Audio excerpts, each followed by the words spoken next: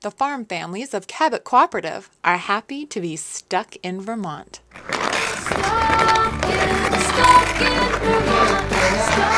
Welcome to Stuck in Vermont, brought to you by 7 Days. My name's Ava Solberger, and I'm standing on an ice rink in Colchester, Vermont, on the Young Street Rink.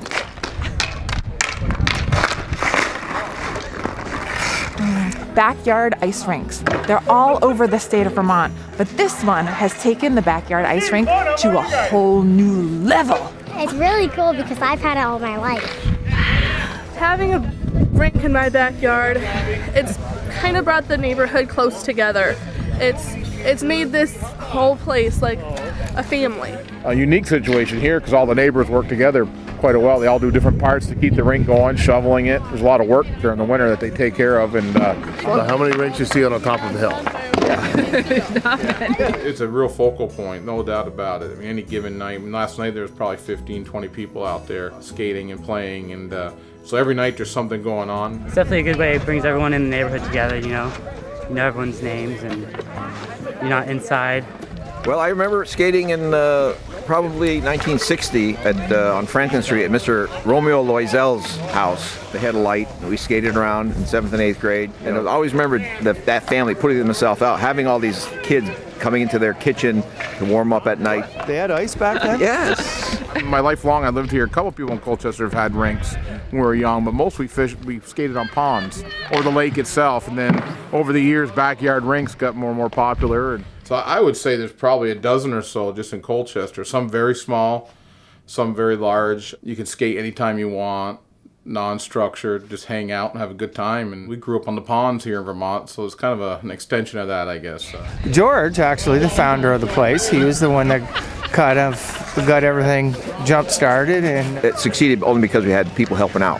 And building with the boards and leveling the land and donating water. I had no idea who these people were that lived near me, so they were meeting their neighbors for the first time. It was like 4 or 5 families that kept it going. It started out as about a 10 by 20 rink. Now it's 65 feet by 50 feet. So it's grown over the years, and we cleared more and more space every year we cleared, and each year got bigger and bigger, and we won't go any bigger. This is a good size. It's easy to manage. Everyone has just grown up together. I think that's what's made it really important to all of us and sentimental to us. You get to really be part of the kids growing up. And my dad made the nets with her dad. Yeah, my dad will go out and he'll shovel and he'll fill in the cracks and stuff. Yeah, he's a big part of the ice. Does everybody in the neighborhood help maintain this rink? Yes. Yeah, we all take care of it. Nobody pays attention to the weather like I do. Yeah. He's the rink master. He's the one that does it all. Everybody always asks, well, do you start and just build layers? No, we always put in all the water at once in early December. Yeah, we all run hoses. We got hoses there. I got holes right there. Yeah, there's 4 or 5 houses that fill it. It's kind of almost Rambo attack. Once they know the day they're going to do it, it's short notice and everybody's out there. Get the water off, get the slush off, get the snow off as soon as you can. Keep it open. They made a Zamboni out of PVC piping. Our whole neighborhood comes together and they Zamboni and they shovel. Yeah. There is a rink, there is a bonfire, there are kids hanging out. It does smell the smoke, and it's just wood smoke. I can look out my backyard and there are the kids. I know where they are. And just a place for them to hang out instead of being in front of the TV or glued to a computer all the time. I mean, I've grown up with this. This is all I know. So it's like, oh, let's go out and have a bonfire. Like, most people would be like, it's cold, or... We grew up on the ponds here in Vermont, so it's kind of an extension of that, I guess. Usually just after school, I go around with my dad and we do hockey. If you didn't live in this neighborhood, do you think you'd be playing hockey? I honestly think this is what started my brother's hockey life. It's like the game of hockey because fast play, physical. We're pretty well represented at the high school level, so it's nice. So it's nice that they cut their teeth on this rink, and it gives a chance for the kids just to get out, be themselves. Like I said, referee themselves, work out their problems, and just play. As long as the interest is there, we'll keep doing it.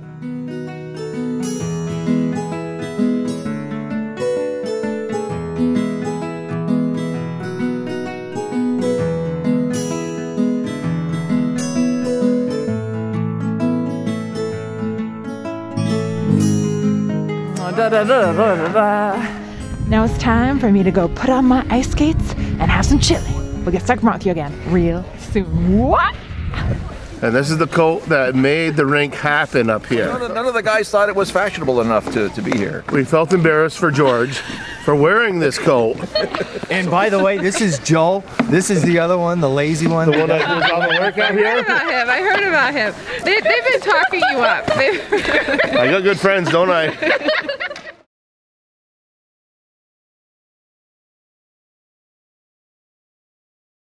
For 2 servings, pop 2 waffles into the toaster. While they toast, combine a large peeled and sliced Cortland or McIntosh apple, 1/3 cup sweetened dried cranberries, 1/4 cup of water, and 1/4 teaspoon of cinnamon.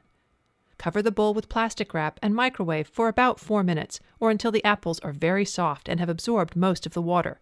Add a little more water if they seem too dry. Spoon the applesauce on top of the waffles and sprinkle with your favorite grated Cabot cheddar.